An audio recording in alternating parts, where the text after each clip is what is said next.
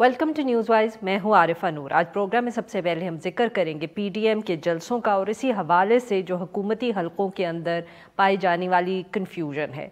गुज़िश्ता रोज़ हुकूमत और मकामी इंतज़ामिया की जो मुखालफत है, इसके बावजूद पीडीएम क़यादत जो है मुल्तान के घंटा घर चौक के अंदर अपना जलसा करने में कामयाब रही। जलसे से चंद घंटे पहले ही मुख्तलिफ रास्तों के ऊपर लगाए हुए जो कंटेनर्स थे, रुकावटें थीं, उनको हटाया गया और फाइनली हुकूमत की तरफ से ये ऐलान हुआ कि जलसा जो है या जलसे को रोका नहीं जाएगा। अपोजिशन ने इसको अपनी कामयाबी करार दिया और जो हुकूमती हलके हैं उसके अंदर हमें एक तज़ाद नज़र आया जो मुख्तलिफ आरा हम तक पहुँची। मीडिया रिपोर्ट्स के मुताबिक आज जो वफाकी काबीना का इजलास हुआ उसके अंदर भी पीडीएम जलसों के हवाले से कहा जा रहा है कि बात हुई है और बाज़ वज़रा जो है उन्होंने ये नुक्ता उठाया कि मुल्तान के अंदर जो इंतज़ामिया और पुलिस है उसको पकड़ धकड़ करने की कोई ख़ास ज़रूरत थी नहीं। काबीना अरकान के मुताबिक जो मीडिया रिपोर्ट सामने आई हैं, पंजाब हुकूमत की जो हिकमत अमली थी वो बिल्कुल वाज़े होने चाहिए थी और गिरफ़्तारियाँ नहीं होनी चाहिए थी, क्योंकि अगर जो गिरफ़्तारियाँ हैं अगर ये होती तो फिर किसी सियासी मसलहत की ज़रूरत नहीं होती। पीडीएम का जो ये एक अहम तरीन जलसा है मुल्तान के अंदर ये हुआ और इसके बाद अब जो अगला जलसा है वो 13 दिसंबर को लाहौर के अंदर स्केड्यूल्ड है और 8 दिसंबर को इस हवाले से जो हतमी मुशावरात हैं पीटीएम में वो होंगी। दूसरी तरफ कोरोना की जो दूसरी लहर है उसकी वजह से हुकूमत जो है वो मुसलसल सियासी इज्तमात की मुखालफत कर रही है और अपोजिशन को इस हवाले से मुसलसल तनकीद का निशाना बना रही है। मगर मुल्तान जलसे के बाद क्या हुकूमत ने पीडीएम के जलसों के हवाले से अपनी हिकमत अमली तब्दील कर ली है और अब ये जो बात है ये वाज़े होगी?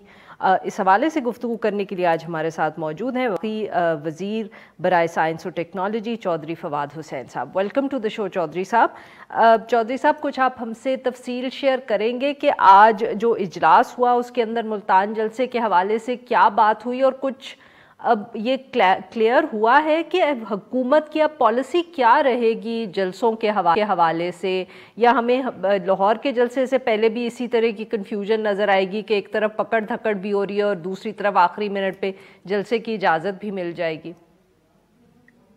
देखिए, पहली बात तो यह है कि ये किसी भी हुकूमत के लिए एक मुश्किल फ़ैसला है। ये मैं समझता हूँ कि जो पंजाब या मुल्तान की जो इंतज़ामिया का जो एक कमियां तो रही उसमें तो कोई शुबा नहीं है, लेकिन किसी भी अगर कोई और भी इंतज़ामिया हो तो मेरे ख्याल में ये फ़ैसला बड़ा मुश्किल है। उसकी वजह क्या है?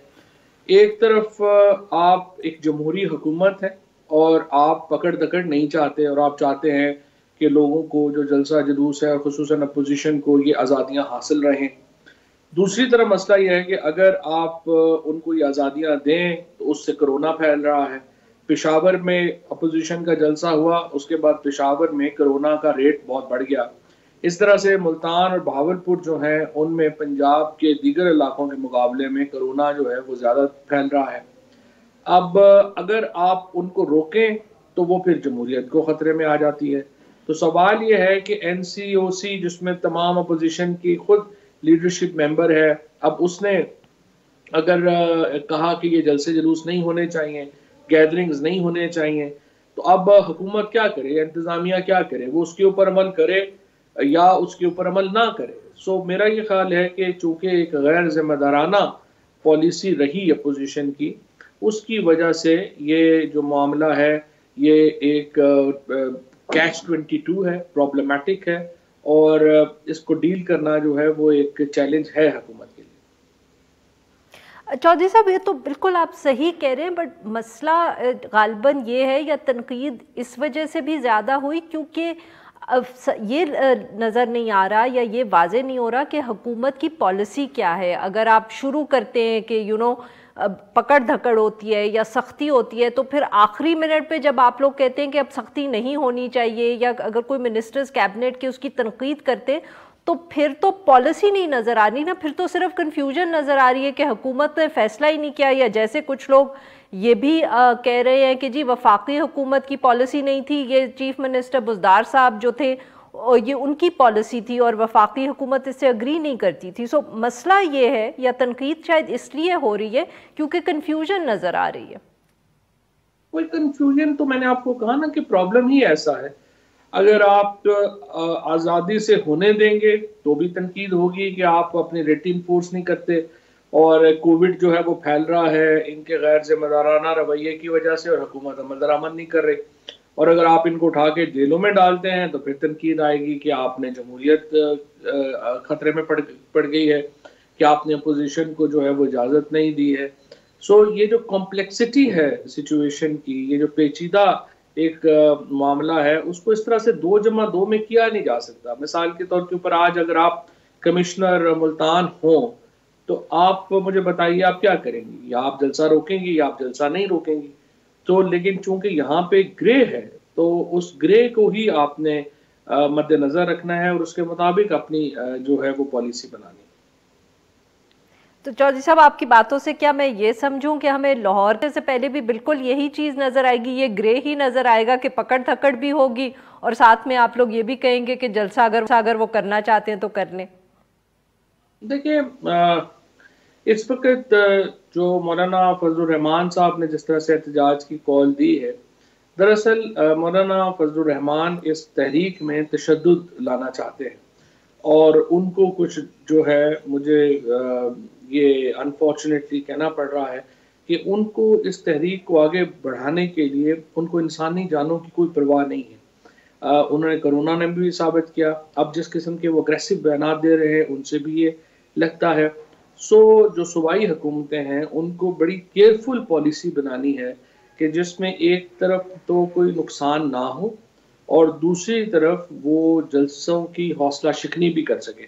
اگرچہ جلسوں کی حوصلہ شکنی سب سے بڑی عوام نے خود کی ہے, پہلے پشاور میں لوگ نہیں آئے ہیں, پھر ملتان میں جلسہ جو ہے اس میں لوگ نہیں آئے ہیں, لیکن جو تھوڑے بہت آئے بھی ہیں اس کو بھی ہمیں ضرورت ہے اس بات کی کہ وہ لوگ بھی جلسوں میں شرکت نہ کریں, اور یہ ان کی اپنی زندگیوں کے لیے اور پاکستان کے عوام کے لیے ضروری ہے. تو پھر یہ کہیں کہ یہ جو پکڑ دھکڑ ہوتی ہے یا تھوڑی سی حکومتوں یا ایڈمنسٹریشنز کی طرف سے اگریشن نظر آتی ہے, it's just to discourage people تاکہ کم سے کم لوگ جلسوں میں جائیں. یہ بھی ایک حصہ, the confusion is a deliberate policy. Confusion ہی حکومت کی پالیسی ہے تاکہ جلسہ بھی ہو جائے مگر لوگ بھی کم جائیں. یہ بھی ایک پالیسی ہو سکتی ہے یقینی طور کے اوپر انتظامیہ کی طرف سے کہ ایک ڈیٹرنٹ کے طور پہ بھی رکھا جائے, اور الٹیمیٹلی آپ کو یہ بھی نہ لگے کہ جلسے جلوسوں کے اوپر کوئی ایبسولوٹ بین ہے, تاکہ ہمارا جو ایک اس وقت جو ایک سچویشن ہے اس کو کیٹر کیا جا سکے. کیونکہ دیکھیں اگر آپ کھلی آزادی دیتے ہیں اور بڑی تعداد میں کہیں لوگ جمع ہوتے ہیں 10,000 یا 15,000, تو اس میں بھی جو ہے وہ آپ کو معلوم ہے کہ ایک خطرناک صورتحال پیدا ہوتی ہے, اور اس کو ڈسکریج کرنے کی بھی ضرورت ہے, اس کی حوصلہ شکنی کی بھی ضرورت ہے, اور یہ بھی ایک پالیسی ہو سکتی ہے. اچھا چودھری صاحب, کیا کہیں آج کیبنٹ کے اندر یہ بھی ڈسکس ہوا کہ کرونا کی لہر کو آپ حکومت اگر یہ سمجھتی ہے کہ this is the best way to control it, کہ اس کو پہ قابو پانے کا یہی بہتر طریقہ ہے کہ جلسے ہوں بھی, ساتھ میں لوگوں کے اوپر ذرا ایک پریشانی بھی رہے, پریشر بھی رہے, تو اس کے اندر جو ہیرو سے بن جاتے ہیں, جیسے کراچی کے اندر جب واقعہ ہوا تو کیپٹن صفدر جو تھے ان کی جب اریسٹ ہوئے تو وہ ایک ہیرو بن گئے. اب یہ جو ملتان کے اندر 3 دن تماشا رہا تو یوسف رضا گیلانی صاحب کے جو تینوں بیٹے ہیں جو obviously سیاست میں کافی عرصے سے ہیں, بٹ اب میرے خیال میں پاکستان میں ہر کوئی ان کا نام جانتا ہے, ان کا چہرہ پہچانتا ہے, تو کیا یہ ڈسکس ہوا ہے کہ پی ٹی آئی کی یہ جو پالیسی ہے اس کی وجہ سے آپ خود ہی اپوزیشن کے اندر نئے لیڈرز جو ہیں ان کو اتنی پبلسٹی دے رہے ہیں, ان کا سٹیچر بڑھا رہے ہیں؟ یہ تو دیکھیے جی, ایونٹس ہوتے ہیں, ایونٹس ہو کے گزر جاتے ہیں, ان کا ایک امپیکٹ ہوتا ہے کچھ عرصے کے لیے, لیکن اصل اگر آپ میکرو سینس میں دیکھیں تو پھر تو ظاہر ہے ایک جمہوری ملک میں اور ایک الیکٹڈ گورنمنٹ کے ہوتے ہوئے اس طرح کی جو سیاسی تحریکیں ہیں, جو کانسیپٹ ہے ہمارا جمہوریت کا یا ہمارے آئین کا, وہ تو یہ ہے کہ الیکشن ہوں گے, اس کے بعد 5 سال حکومت کو کام کرنے کا موقع دیا جائے گا, پھر الیکشن اور عوام اپنا فیصلہ کریں گے.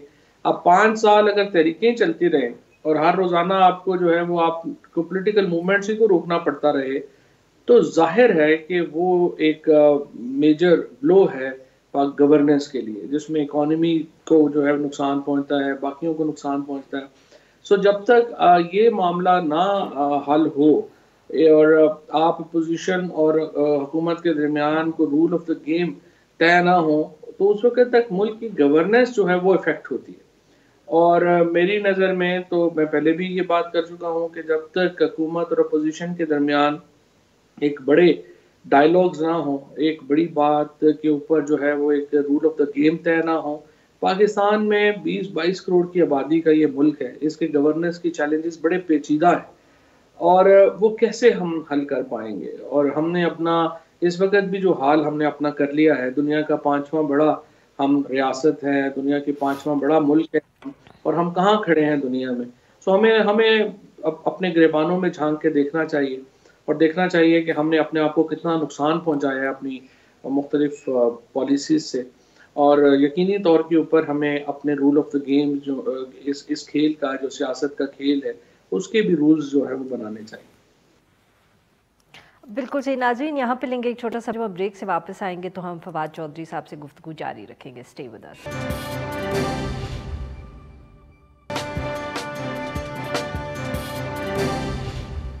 ویلکم بیک ناظرین. ہم گفتگو کر رہے ہیں فواد چودھری صاحب سے اور ہم ان سے بات کر رہے ہیں جو اس وقت پی ڈی ایم کے جلسے ہو رہے ہیں اور حکومت کی جو حکمت عملی ہے اس حوالے سے.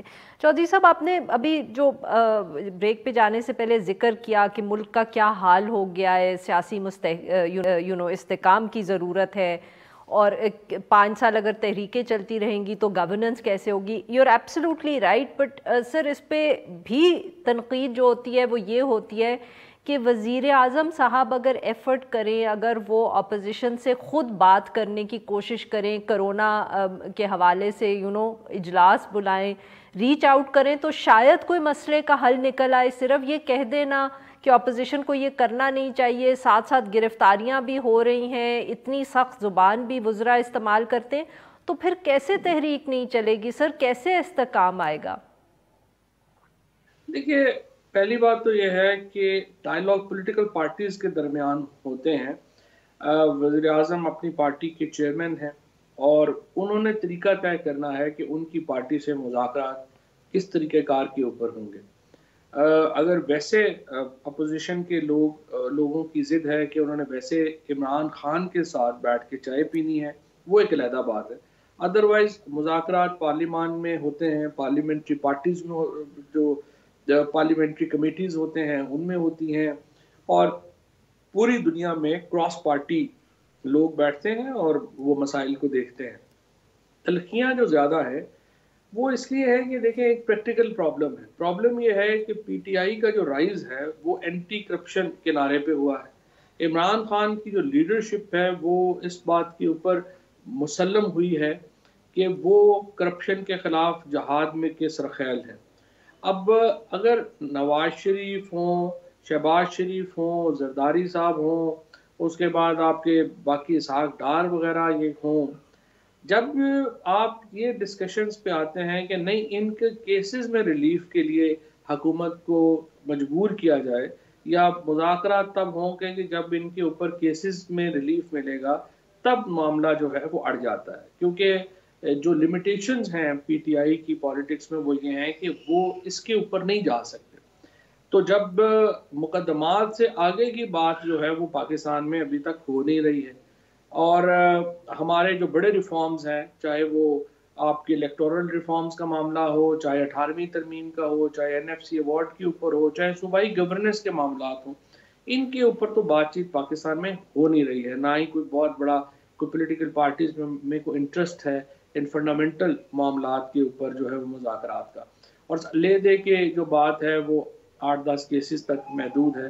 اب دیکھتے ہیں کہ یہ معاملہ آگے کس طرح سے بڑھتا ہے اور ہم ان میں کس طرف جاتے ہیں، اس کے بعد ہی کوئی بات جو ہے وہ آگے بڑھے گی. فی الحال تو مجھے لگ رہا ہے کہ اسی بات کے اوپر بات کھڑی ہوئی. تو چودھری صاحب بیسکلی ہم یہ سمجھیں کہ یہ جو صورت ہے اس وقت یہ یوں ہی رہے گی، اس میں اگر کوئی تبدیلی آئی تو وہ اس لیے آئے گی کیونکہ اپوزیشن کی جماعتیں جو ہیں وہ اپنی کوئی حکمت عملی تبدیل کریں گی.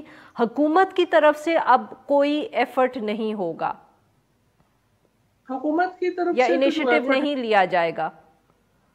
حکومت کی طرف سے تو ایفرٹ اور انیشیٹو موجود ہے، اور وہ ہے کہ الیکٹورل ریفارمز کے اوپر بات چیت شروع کریں. میں ہمیشہ چودھری صاحب بٹ وہ اسپیکر سے تو بات کرنے کو تیار نہیں ہے نا، تو اب تو کوئی اور ہی بیچ میں حکومت کی طرف کوئی اور ہی ریپریزنٹیٹیو بیچ میں پڑے. وزیر اعظم صاحب پہ تو آپ نے کہہ دیا کہ وہ تو نہیں کر سکتے، تو پھر کون سا ایسا پاکستان تحریک انصاف کا نمائندہ ہے جس سے اپوزیشن شاید بات کرنے کو تیار ہو؟ اسپیکر سے تو وہ بات کرنے کو تیار ہی نہیں ہے.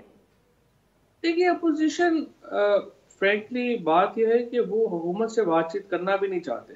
وہ بات چیت کرنا چاہتے ہیں فوج سے اور اسٹیبلشمنٹ سے، اور ان کی جو خواہش ہے وہ یہ ہے کہ فوج سیاست میں انٹرفیئر کرے، سیاست میں مداخلت کرے، اس کے بعد حکومت کو ان کے ساتھ مل کے گھر بھیج دے، اور اس کے بعد الیکشنوں میں ان کی مدد کرے کہ وہ حکومت میں آئے، اور اس کے بعد وہ غیر سیاسی ہو جائے.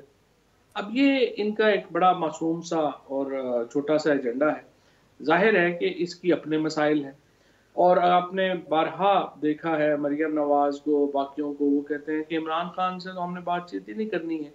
تو اگر آپ نے عمران خان سے بات نہیں کرنی ہے اور پی ٹی آئی سے بات نہیں کرنی ہے تو پھر تو ظاہر ہے کہ آپ نے کیا بات کرنی ہے. لہٰذا ان کا جو ابھی کی جو تحریک ہے جو چل رہی ہے، یہ مارچ تک اس کی مدت ہے. اب دیکھتے ہیں کہ مارچ کے بعد یہ بات چیت کی طرف آتے ہیں یا بات چیت جو ہے وہ مارچ سے پہلے شروع ہوتی ہے. جھگڑا تو صرف اتنا ہی ہے کہ 2-3 مہینے ٹھہر کے ہوگی یا 2-3 مہینے سے پہلے ہو جائے بٹ گی. وہ اور بات چیت شروع کیسے ہوگی چودھری صاحب؟ وہ مطلب کہ آپ بیسکلی آپ یہ لگ رہا ہے کہ جیسے اپوزیشن ہی کہے گی کہ بات چیت کرنی ہے اور وہ آ کے بیٹھ جائیں گے میز پہ. نہیں، بات چیت کے لیے تو دیکھیں نا، سب سے امپورٹنٹ بات چیت کا، اور میں نے یہ اپوزیشن کے لیڈرز جو ہیں، جو کبھی ملاقات جب بھی ہوتی ہے میں ان سے بھی یہی بات کرتا ہوں کہ آپ بات چیت ہی سب سے کنٹروورشل معاملے سے شروع کرنا چاہتے ہیں، یعنی کیسز سے. اگر آپ بات چیت کریں گے تو پہلے ان معاملات پہ بات چیت کریں گے نا جہاں پر کہ حکومت اور اپوزیشن میں کوئی ایک جو گفتگو ہے وہ ہو سکتی ہے، یعنی کوئی بات جو ہے وہ صلح کی طرف بڑھ سکتی ہے. مثال کے طور کے اوپر الیکٹورل ریفارمز ہیں، سینٹ کے الیکشنز آ رہے ہیں. ہم نے کانسٹیٹیوشنل امینڈمنٹ پٹ کی ہے کہ الیکشن جو ہے اس کی ووٹ جو ہے وہ اوپن ہونی چاہیے. اب یہ وہ بات ہے جس کے اوپر بآسانی بات چیت ہو سکتی ہے. اب اس کے اوپر بات چیت کیوں نہیں ہو رہی ہے؟ اور کیونکہ پوزیشن اس کے اوپر انٹرسٹڈ نہیں ہے. وہ کیسز پہ ہمیشہ بات چیت وہاں سے شروع ہوتی ہے جہاں پہ کوئی بات چیت آگے بڑھ سکے. اگر آپ اسی نقطے سے شروع کر لیں گے جہاں پہ بات چیت آگے بڑھنی نہیں ہے تو پھر وہ کہاں پہ جائے گی؟ بٹ جیسے نا چودھری صاحب، جیسے اگلے دن شہباز شریف صاحب کا بھی ایک بیان سامنے آیا ہے، انہوں نے پھر نیشنل ڈائیلاگ کی بات کی ہے. تو کلیئرلی یہ ایک ایسا آدمی ہے جو جیل میں ہے اس وقت، پرول پہ وہ نکلے ہوئے اپنی والدہ کے لیے، انہوں نے پھر یہ بات کی ہے. تو کلیئرلی اگر پاکستان تحریک انصاف شہباز شریف صاحب سے کوئی ڈائیلاگ کا وہ کیا کہتے ہیں کوئی چینل کھولے، کوئی ان سے گفتگو کرے، تو ہو سکتا ہے وہ باقی لوگوں کو بھی کنونس کر پائے. مگر اگر آپ لوگ صرف یہ کہیں گے کہ وہ اسپیکر نے ان کو بلایا، اسپیکر سے وہ بات نہیں کرنا چاہتے اور آپ چھوڑ دیں گے، تو پھر انیشیٹو تو حکومت نہیں لے رہی نا سر. پھر تو یہی بات ہے کہ اپوزیشن ایک دن انیشیٹو لے گی تو مسئلہ حل ہوگا. نہیں، بات یہ ہے کہ تالی تو دونوں ہاتھوں سے بجنی ہے نا. یہ تو نہیں کہ اگر صرف پی ٹی آئی کہی جائے کہ مذاکرات کریں اور اپوزیشن نے کرنے ہی نہیں ہے تو پھر تو نہیں ہوگی. اور جہاں تک شہباز شریف صاحب کا ڈائیلاگ کا تعلق ہے یا بات کا تعلق ہے، ان کی اپروچ رہی ہے، پہلے بھی انہوں نے یہ بات کہی ہے، لیکن مسئلہ پھر وہیں پہ آ جاتا ہے. آپ ایجنڈا بات چیت کا سامنے رکھتے ہیں نا. بات چیت کے ایجنڈے میں اگر آپ یہ کہیں گے کہ نہیں پہلے تو میرے کیس ختم کریں، تو پھر اس پہ کیا بات چیت ہوگی؟ آپ پہلے جیسے جو کیس ہیں شہباز شریف پہ یا زرداری صاحب کے اوپر، دیکھیں پہلے ہوتا تھا کہ آپ لوگوں کو پکڑتے تھے، ان سے زبردستی بیان لے لیتے تھے. اب یہ کیس تو 100% ڈاکومنٹری ایویڈنس کے اوپر ہے. پیسہ کہاں آیا، کدھر گیا، بینکنگ ٹرانزیکشنز ہیں. 41 والیوم کے ایویڈنس شہباز شریف صاحب پہ ہے، 63 والیوم کے ایویڈنس زرداری صاحب پہ ہے. ان میں آپ کا کوئی لوگوں کی اورل ایویڈنس انوالو نہیں ہے. سو اس میں یہ کہنا کہ یہ کیسز جو ہیں وہ آپ یا تو پھر آپ پلی بارگین کر لیں، زیادہ سمپل طریقہ. آپ پلی بارگین بھی نہیں کرنا چاہتے، آپ سیاست بھی کرنا چاہتے ہیں، اور آپ جیل بھی جو ہے وہ نہیں کاٹنا چاہتے، تو یہ تو نہیں ہو سکتا. سو میرا خیال ہے کہ جو ایجنڈا ہے وہ الیکٹورل ریفارم سے شروع کریں، 18ویں ترمیم پہ آئیں، NFC ایوارڈ پہ آئیں، یہ پھر ایک سبسٹینٹیو بات چیت ہوگی. ادروائز کیسز ختم کرنے پہ پرائم منسٹر نے تیار نہیں ہونا. بہت بہت شکریہ سر نے ہم سے بات کی. ناظرین یہاں پہ لیں گے ایک چھوٹا سا بریک کو. جب ہم بریک سے واپس آئیں گے تو ہم بات کریں گے ایران کی اور جو ایک لیٹسٹ اسیسینیشن ہوئی ہے اس ملک میں. اسٹے ود اس.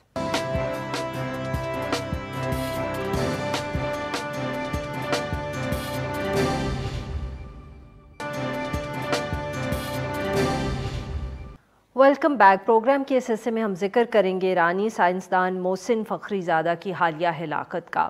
آج سے 4 روز قبل ایرانی نیوکلیئر فزسسٹ جو ہیں محسن فخری زادہ، ان کی مشرقی تہران میں ہلاکت کا واقعہ پیش آیا. پہلے جب ایرانی حکام بولے اس ہلاکت کے اوپر تو انہوں نے یہ کہا کہ محسن صاحب کو مسلح افراد کی طرف سے جو تھا وہ نشانہ بنایا گیا اور اس طرح ان کی ہلاکت ہوئی. مگر چند گھنٹوں کے بعد ہی ایرانی حکام نے یہ دعویٰ کیا کہ محسن فخری کو ریموٹ کنٹرول ڈیوائس کے ذریعے مارا گیا ہے. ایران کی جو نیشنل سپریم سیکیورٹی کاؤنسل ہے اس کے سربراہ کے مطابق محسن فخری کو مارنے کے لیے جدید ترین اور حساس ترین ٹیکنالوجی تھی وہ استعمال کی گئی، اور انہوں نے جو براہ راست الزام لگایا وہ اسرائیل کے اوپر لگایا. اگرچہ اسرائیل کی طرف سے باضابطہ طور پر اس واقعے کے حوالے سے کوئی رد عمل سامنے نہیں آیا، مگر اسرائیلی میڈیا کا یہ دعویٰ ہے کہ محسن فخری کی جو ہلاکت ہے وہ دراصل جنوری کے اندر جو امریکہ کے اندر الیکشنز کے بعد تبدیلی ہے اس کے ساتھ انہوں نے اشارہ کیا ہے کہ اس کا لنک ہے. کہا یہ جا رہا ہے کہ جو اوباما دور کے اندر 2015 میں ایران کے ساتھ ایک پیس ڈیل کی گئی تھی، اس کو لوگوں کا خیال تھا کہ جب بائیڈن پریزیڈنٹ بنیں گے تو وہ اس کو فعال کریں گے. مگر اس طرح کے اگر واقعات ہوتے رہے اور تلخی بڑھتی رہی ایران کی باقی ممالک کے ساتھ، خاص طور پہ اسرائیل یا مڈل ایسٹ کے اندر جو باقی ممالک ہیں اور امریکہ سے، تو پھر اتنا آسان نہیں رہے گا اس ڈیل کو ریوائیو کرنا. اس حوالے سے گفتگو کرنے کے لیے ہمارے موجود ہیں ڈاکٹر کامران بخاری صاحب. یہ فاؤنڈنگ ڈائریکٹر ہیں centre for global policy Washington. Welcome to the show Kamran صاحب. جی ڈاکٹر صاحب، کس طرح دیکھ رہے ہیں آپ یہ جو ہلاکت کے حوالے سے دعوے سامنے آ رہے ہیں اور جس طرح اس کو لنک کیا جا رہا ہے امریکن الیکشنز کے ساتھ؟ جی دیکھیں، ظاہر ہے ٹائمنگ جو ہے وہ ایسی ہے کہ اس کا امریکن الیکشن کے ساتھ نہ لنک کرنا جو ہے وہ صحیح نہیں ہوگا، کیونکہ یہ ایسا ہے کہ مطلب یہ اس قسم کے آپریشن انٹیلیجنس جب موجود ہو تو وہ ایگزیکیوٹ کیے جاتے ہیں. سوال یہ اٹھتا ہے کہ اس موقع پہ کیوں کیا گیا، اور جو سلسلہ چلا آ رہا ہے اس پورے سال میں جہاں پر بہت مختلف قسم کے دھماکے ہوئے ہیں مختلف فیسلٹیز میں ایران کے اندر، جو کہ ایکسپلین نہیں ہوئے. ان کو کسی کو آگ کا جو ہے دھماکہ قرار دے دیا گیا، کسی کو بس بتایا نہیں گیا کہ بھائی وہ کیوں ہوئے، اور ان میں سے بیشتر جو تنصیبات تھی ان کا تعلق ایران کی نیوکلیئر انڈسٹری سے تھا. تو یہ تو پورے سال سے ہم دیکھتے آ رہے ہیں، بالخصوص جون اور جولائی کے مہینے میں. اس کے بعد جو ہے ہم یہ اب واقعہ رونما ہوتا ہے، تو ظاہر ہے پھر اس کا امریکن الیکشن کے ساتھ جو ہے تعلق ہے گہرا. اس کی دوسری وجہ یہ ہے کہ آنے والے جو صدر ہیں جو بائیڈن، انہوں نے کھل کے کہا ہے کہ بھائی ہم دوبارہ سے بات چیت کریں گے تاکہ جو ایک نئی بہت زیادہ فعال ڈیل بنائی جا سکے ایران کے ساتھ. جو غلطیاں پہلے کی تھیں اوباما ایڈمنسٹریشن نے وہ دوبارہ دہرائی نہ جائیں، کیونکہ ان کو تنقید کا نشانہ تھا کہ بھائی آپ نے سستے میں سودا کر دیا ایران کے ساتھ. تو ظاہر ہے کہ یہ اس کانٹیکس میں اس کو سمجھنے کی ضرورت ہے. جی تو سر، یہ جو اس طرح کی جب صورتحال پیدا ہوتی ہے تو آپ کے خیال میں یہ ایران کو کس طرح امپیکٹ کرے گی؟ ہم یہ تو نہیں کہہ سکتے کہ اس طرح کی جو مطلب کہ اگر سکٹل کر دیں پیس ڈیل کو تو اس سے کوئی ایران جو ہے وہ خاموش ہو جائے گا. کیا یہ چیز جو ہے ڈسکشنز میں آتی ہوگی آپ کے خیال میں آبویسلی واشنگٹن کے پالیسی سرکلز کے اندر بھی، کہ اس طرح کے اقدامات سے جو ہارڈ لائن ایران ایک لے رہا ہے وہ اور زیادہ سخت ہوتی چلی جائے گی؟ جی ظاہر ہے یہ چیز کیلکولیٹ کی جاتی ہے. جنہوں نے کیا ہے یعنی اسرائیلی آپریٹیوز کا نام لیا جا رہا ہے، اسرائیلی انٹیلیجنس ایجنسی کا نام لیا جا رہا ہے، تو انہوں نے بھی اس چیز کو فیکٹر ان کیا ہے کہ ان کی طرف سے جوابی کارروائی ہوگی. امریکہ کے اندر بھی جو ہے جو فارن پالیسی کمیونٹی ہے حکومت کے اندر اور تھنک ٹینکس کے اندر، ان کو پتہ ہے کہ ظاہر ہے یہ تو ہوگا. لیکن جو سب سے بڑی چیز جو سامنے آئی ہے اس واقعے کے بعد، اور جس کا میں نے ذکر اپنے ایک مضمون میں جو کہ پچھلے جمعے کو وال اسٹریٹ جرنل میں پبلش ہوا تھا، وہ یہ ہے کہ ایران باوجود اس کے کہ اس کا ایک بہت الیبریٹ قسم کا انٹرنل سیکیورٹی سٹرکچر ہے اور ان کی جو انٹیلیجنس کیپبلٹیز ہیں وہ پورے خطے کے اندر جو ہے وہ ہمیں نظر آتی ہیں، کیونکہ وہ بہت سارے پراکسیز کو سپورٹ کر رہے ہیں لبنان میں، سیریا میں، عراق میں، یمن میں. تو اس سب کے باوجود ایران جو ہے ڈومیسٹکلی بہت زیادہ کمپرومائز نظر آتا ہے. اس کی سیکیورٹی اتنی اچھی نہیں ہے کہ اگر اس طریقے سے جو ہے ایک فارن انٹیلیجنس سروس اندر آ کے ایسٹس ڈیولپ کرتی ہے اور پھر اس طرح کا ایگزیکیوشن ہوتا ہے. آپ نے ذکر کیا ایڈمرل شام خانی کا، جو کہ نیشنل سیکیورٹی چیف ہیں ایران کے، وہ کہ بھئی انہوں نے کہا کہ جدید ٹیکنالوجی اور ریموٹ کنٹرول جو ہے مشین گنز کے ساتھ کیا گیا تھا. وہ سب اپنی جگہ صحیح ہے، لیکن ایسا نہیں ہے کہ کہیں مطلب 1200 میل دور بیٹھے اسرائیل کے اندر کو بٹن دبا رہا تھا. یہ اس کے لیے آپ کو انٹرنل پلاننگ کی، ہیومنٹ کی سب ریکی ہوتی ہے، ریکان مشنز ہوتے ہیں، ٹریننگ، ریکروٹمنٹ، اور تو یہ sir but what is the and game? مطلب کہ معاف کریے گا میں آپ کی بات کاٹ رہی ہوں، running out of time, but what is the end game? کہ مطلب کہ ایران اتنا کمزور ہو جائے کہ وہ اس کے اندر حکومت میں تبدیلی آ جائے؟ دیکھیں جنہوں نے یہ کیا ان کو پتا ہے کہ جو ہے وہ حکومت کی تبدیلی کا تو ایک جو ہے وہ صلاحیت نہیں ہے ان کے پاس. وہ ایک علیحدہ لیول کی گیم ہے. وہ تو قدرتی طور پہ اگر کوئی اپنا حکومت کے خلاف کوئی تحریک چلتی ہے تو ریاست جو ہے وہ ان میں تبدیلی آتی ہے، وہ تو ایک علیحدہ بات ہے. لیکن ان کا جو ہدف ہے، ان کا اینڈ گیم جو ہے وہ یہی ہے کہ ان کو پتا ہے کہ ایک نئی ڈیل آنے والی ہے. وہ نئی ڈیل ایسی نہ ہو کہ جس میں ایران کو، کیونکہ سب سے بڑا معمہ یہ ہے کہ آپ ڈیل بنائیں گے تو ایران کہے گا اچھا بھائی ہم جو ہے اپنی تنصیبات کو مزید کھول دیتے ہیں، آپ آ کے چیک کر لیں، ہم بم نہیں بنا رہے وغیرہ وغیرہ. اس کے بدلے میں ہمیں آپ کو سینکشنز ریلیف دینی ہے. وہ سینکشنز ریلیف جو ہے وہ اس خطے کے لیے جو ہے وہ ڈی سٹیبلائزنگ ہے، کیونکہ آلریڈی ایران سینکشنڈ ہے. اور دیکھیں جو ہے وہ کس قسم کی اس کی انٹرفیرنس ہے مختلف ملکوں کے اندر جو عرب ممالک ہیں جن کا میں نے ابھی ذکر کیا ہے. اگر سوچیں کہ وہ ان انکمبرڈ ہو جائے اور ان کے پاس سے سینکشنز ہٹ جائیں تو پھر تو اور زیادہ ان کی قوت بڑھ جائے گی. وہ نہ صرف اپنے آپ کو ڈومیسٹکلی بہت بہت شکریہ سر، آپ نے ہم سے بھی. ناظرین یہاں پہ لیں گے ایک چھوٹا سا بریک، اور جب ہم بریک سے واپس آئیں گے تو ہم بات کریں گے پاکستان سٹیل ملز کی. Stay with us.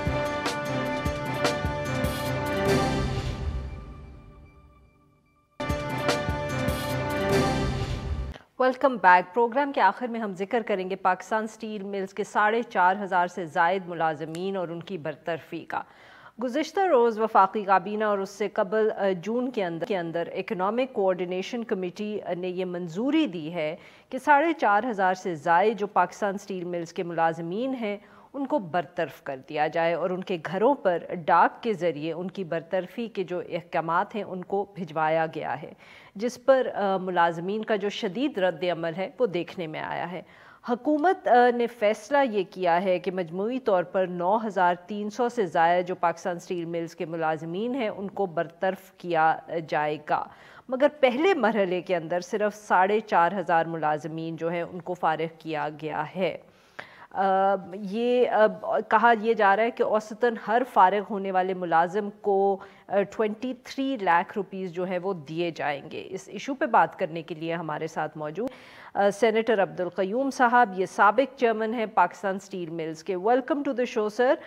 G sir, steel mills کا مسئلہ کافی عرصے سے چلا آ رہا ہے، آپ کی حکومت بھی کوئی خاص پالیسی ہم نہیں کہہ سکتے بنا پائی، کہا جاتا ہے کہ بند رہی سٹیل ملز جو آپ کی حکومت کے دن تھے۔ اب وفاقی حکومت نے فیصلہ کر لیا ہے کہ ملازمین کو نکالا جائے، آپ اس فیصلے کو کس طرح دیکھ رہے ہیں سر؟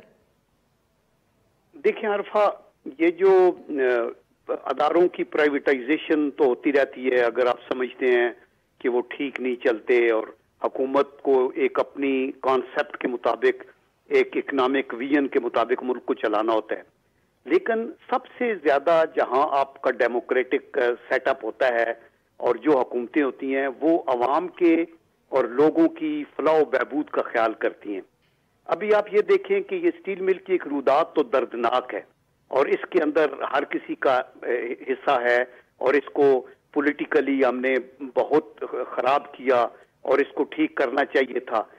مجھے ایک اعزاز تھا کہ میں 2004 کی جنوری سے لے کے 2006 کے ستمبر تک وہاں رہا، اور اللہ کا کرم ہے کہ میں نے اپنی بساط کے مطابق اس کے سارے لونز ختم کیے، اس کی کوئی لائبلٹی نہیں تھی، اس کو پروفٹ میں لے کے آئے، اور وہی ایک واحد پیریڈ ہے اس کی سارے اس میں جس میں انہوں نے 6 ارب روپیہ گورنمنٹ کو انکم ٹیکس بھی دیا، چونکہ ہماری جو انکم تھی وہ ہماری لائبلٹی زیرو ہو گئی تھی، اور میرے خیال میں دیٹ واز دی پیریڈ۔ اس کے بعد پھر یہ 2006 کے بعد پھر تنزل کا شکار ہوتی رہی۔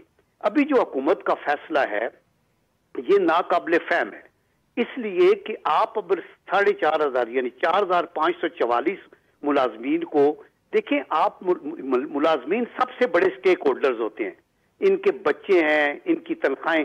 ابھی اگر آپ ان کو 20 لاکھ یا 22 لاکھ یا 23 لاکھ روپیہ دیں گے تو اگر ان کا مہینے کا خرچ 75,000 یا یہ ہے بچوں کی فیس ہے، گھر کا خرچ ہے، کرائے ہیں وغیرہ، تو یہ ان کا سال 2 سال کے اندر یہ ان کا ختم ہو جائے گا پیسہ۔ تو سر بٹ حکومت بھی تو بینکرپٹ ہو رہی ہے نا، پیسے ہی نہیں ہیں، آئی ایم ایف کے لونز ہیں، آئی ایم ایف کی کنڈیشنز ہیں، وہ کہتے ہیں خرچے کم کرو، ٹیکس ہم سے کلیکٹ نہیں ہوتا، آپ کی حکومت بھی کوئی خاص کلیکٹ نہیں کر پائی، تو اب پھر خرچے بھی کم نہ کرے تو پھر کیا، واٹ از دا سلوشن؟ دیکھیں بات یہ ہے کہ پچھلی حکومت جو مسلم لیگ نون کی تھی، انہوں نے 1900 ارب روپیہ پہلے جب 2013 میں انہوں نے ٹیک اوور کیا تو ریونیو کلیکشن تھی، اور جب انہوں نے چھوڑا تو 100% بڑھا کے 3,900 ارب روپیہ ٹیکس کی کلیکشن تھی۔ یہ ان کے وقت آ کے جمود کا مسئلہ ہوا ہے۔ لیکن آفٹر ہیونگ سیڈ دیٹ میں یہ کہوں گا کہ دیکھیں اس کا یہ مطلب نہیں کہ آپ لوگوں کو ذبح کر کے پھینکنا شروع کر دیں کیونکہ آپ حکومت نہیں چلا سکتے، تو آپ کو یا چلائیں یا چھوڑ دیں، یعنی کسی کو چھوڑ ہی رہے ہیں نا، یہ دس از دا فرسٹ سٹیپ کہ اس کے بعد اس کو پرائیویٹائز ہی اب کریں گے۔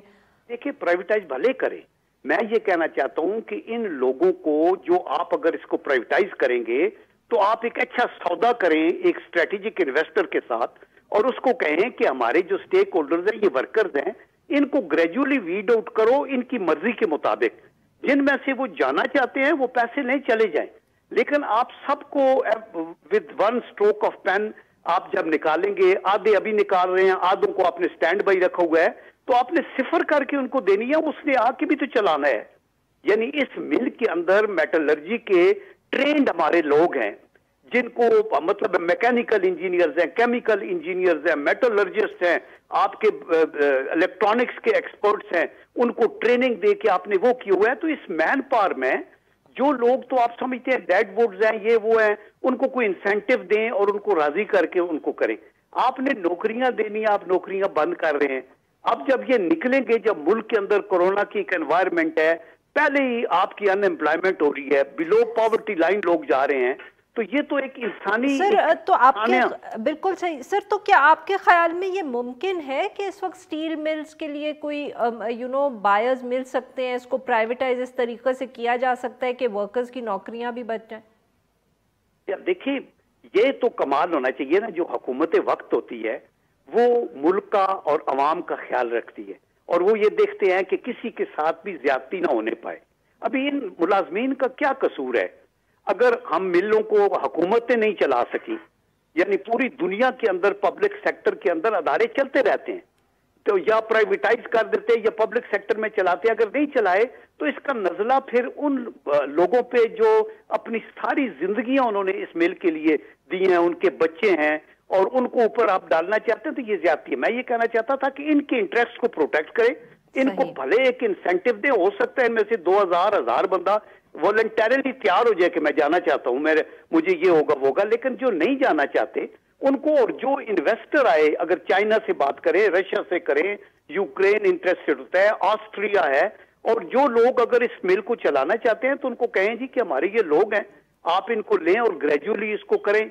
अभी तो इनका कोई पुरसाने हाल नहीं है ना, आपने कोल्ड ब्लडेड मर्डर ये करना चाहते हैं कि इनको जो सारों को निकाल दो और फिर बाद में खाली करके बैरकें और प्लांट को खाली करके आप किसके फिर हवाले करेंगे? इसका मतलब है आपने को पार्क बनानी है यहाँ के मिल चलानी है। बहुत बहुत शुक्रिया सर, आपने हमसे बात की। नाज़रीन, बस इतना ही। Will be back tomorrow at the same time.